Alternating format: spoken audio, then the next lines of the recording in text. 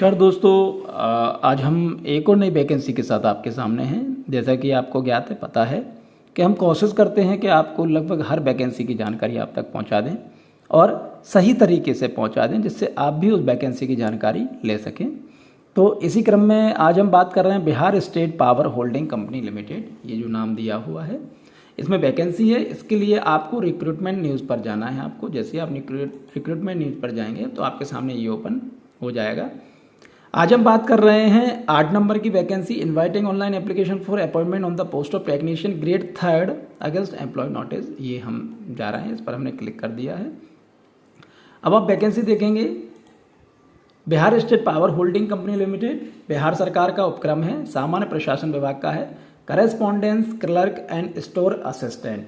Online applications are invite from eligible candidate जो हैं उनसे ऑनलाइन एप्लीकेशन इनवाइटेड की जा रही है। और ये पोस्ट है correspondent clerk and store assistant. और इसमें कंपनी की जो और सब्सिडरी कंपनीज हैं उनके लिए भी आवेदन आमंत्रित हैं। इसी में NBPDCL है, दूसरी SBPDCL है, BSPTCL है और एक है BSPGCL। इस कंपनी में आवेदन है। कंपनी मैन यही है, इसके माध्यम से ही है। और ये पोस्ट है कि भाई पोस्ट करस्पॉन्डेंट क्लर्क की जनरल की 25-13 हैं, EWS की 10-5, SC की 19-11, ST की 2-1, BC की 24-13 हैं, BC की 18-19 है, 9 हैं। स्टोर असिस्टेंट की ये वैकेंसी है। टोटल मिला के करस्पॉन्डेंट क्लर्क की अगर हम देखें तो 150 वैकेंसी हैं और स्टोर असिस्टेंट की अगर हम देखें तो 80 वैकेंसी हैं। यहाँ पर जो भी आपको कुछ समझ में नहीं आ रहा है उनकी शॉर्ट फॉर्म का जो फुल फॉर्म है वो यहाँ पर दिया हुआ है। चलिए हम और आगे बढ़ते हैं। और जो रिजर्वेशन है, चाहे वो दिव्यांग जनों के लिए हो, चाहे वुमेन्स के लिए हो, चाहे किसी के लिए भी हो, जो भी है गवर्नमेंट ऑफ बिहार सरकार के हिसाब से उनको जो नो रूल्स एंड रेगुलेशन है उनको फॉलो किया जाएगा। ठीक है, तो इस चीज़ के लिए अब हम आगे बढ़ते हैं। क्वालिफिकेशन क्या मांगी गई है? करस्पॉन्डेंस क्लर्क के लिए और स्टोर असिस्टेंट के लिए एक ही क्वालिफिकेशन है कि आप स्नातक हों, आप ग्रेजुएट हों, किसी भी क्षेत्र से हो, चाहे आप BA हों, चाहे BCom हो, चाहे BSc हों। ठीक है, आप कुछ भी हों, आप यहाँ पर ग्रेजुएट अगर हैं तो आपका काम हो जाएगा। नोट में ये लिखा हुआ है कि इसमें सिर्फ वही एप्लीकेट्स रिक्वायर होंगे, आवश्यक होंगे, नॉट एलिजिबल। इसमें वो अप्लाई नहीं कर सकते कि जिनका BA BCom BSc रनिंग में हो। अगर आपका ग्रेजुएशन कंप्लीट हो गया है तो ये आप इसमें आवेदन करें, अदरवाइज आप आवेदन ना करें।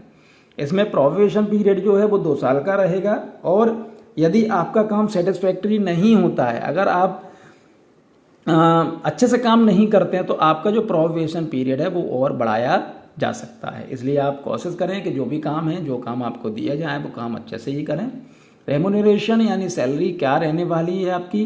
पहले साल आपकी जो सैलरी लेने वाली, पहले साल स्पष्ट लिखा हुआ है consolidating paid during 1 year probation period. तो 1 ईयर के बाद अब 1 ईयर आपकी सैलरी रहने वाली है 9,200 से 15,500। ठीक है, ये आपकी सैलरी रहने वाली है।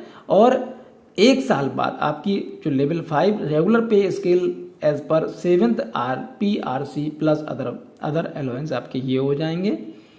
इसकी जानकारी अगर आपको बहुत ज़्यादा जानकारी चाहिए तो वहाँ से ले सकते हैं कि क्या होने वाली है।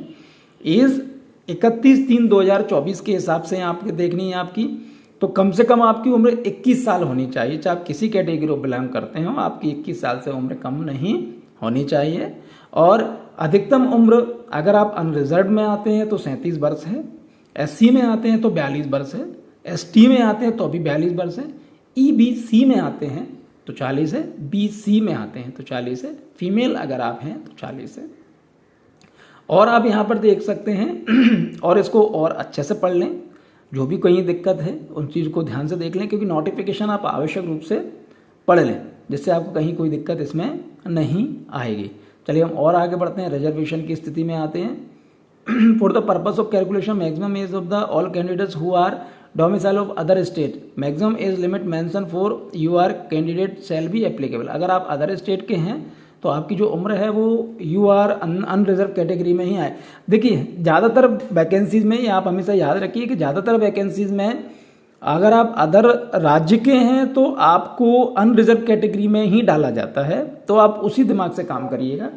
रिजर्वेशन की अगर हम बात करें तो रिजर्वेशन जो गवर्नमेंट रूल्स एंड रेगुलेशन है बिहार सरकार के, उसके आधार पर ही होगा। ठीक है, चलो और हम आगे बढ़ते हैं और चीज़ें देखते हैं। एप्लीकेशन फ़ीस आपकी जो रहने वाली है अनरिजर्व की, EBC की और BC की 1,500 रुपये रहेगी, और SC ST 40% जो दिव्यांग हैं उनकी, ST ये सब बिहार के लोगों के लिए, domicile of Bihar only female 375 रुपये रहेगी। और फीस जो भी आएगी वो ऑनलाइन पेमेंट मोड से ही होगी, उसके अलावा किसी भी मोड से नहीं होगी। मोड ऑफ सिलेक्शन क्या होने वाला है, एग्जाम होगा, CBT एग्जाम होगा, कंडक्ट होगा। कैंडिडेट को जो सबमिट, जो उनका होगा, जो सबमिट कर देंगे ऑनलाइन इसको, ऑनलाइन फॉर्म को, उनका एग्ज़ाम होगा इस चीज़ के। और इसमें अटैच है, अगर आप सिलेबस देखना चाहते हैं तो इसी में सिलेबस है, आप उसको भी देख सकते हैं। अलॉटमेंट ऑफ पोस्ट कैसे होगा कि आप जब फॉर्म भरेंगे तो उसमें आप प्रेफरेंस करेंगे कि किस कंपनी में आपको जाना है, उस कंपनी में आप जाएंगे। एक बार यदि आपने कोई कंपनी भर दी है तो वो दोबारा से आप उसमें अलग नहीं कर सकते हैं। The post preference will not be change, ये स्पष्ट लिखा हो, post preference not will be change after final submission of application form. Allotment of company at the time of submission online application form, candidate will choose the company as per their preference. Preference में आप चुनेंगे। Considering the preference company will be allotted among the candidate on the basis of merit category. Merit category के आधार पर आपको वो company मिलेगी। The company preference will not be change after final submission of application form.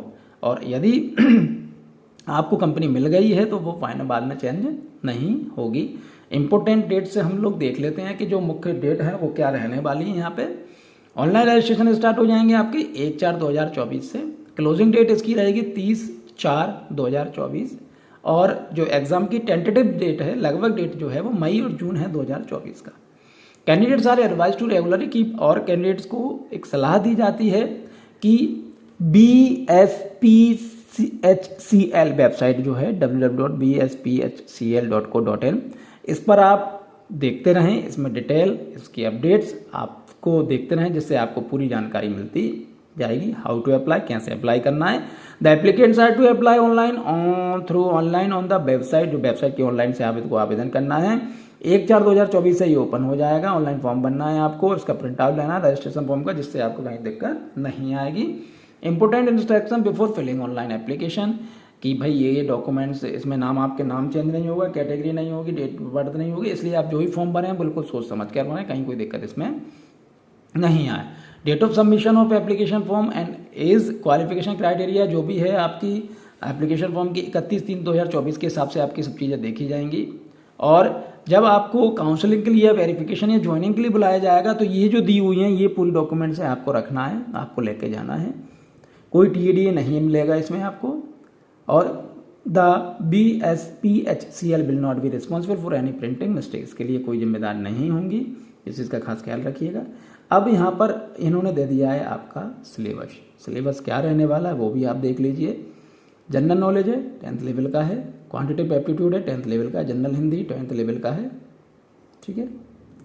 Logical reasoning 10th level का है, general English and comprehension, basic knowledge of computer, ये सब रहने वाला है। इसकी तैयारी कर लें, फॉर्म भर दें, और जो भी एग्ज़ाम है उसके बाद हमारी शुभकामनाएं आपके साथ हैं।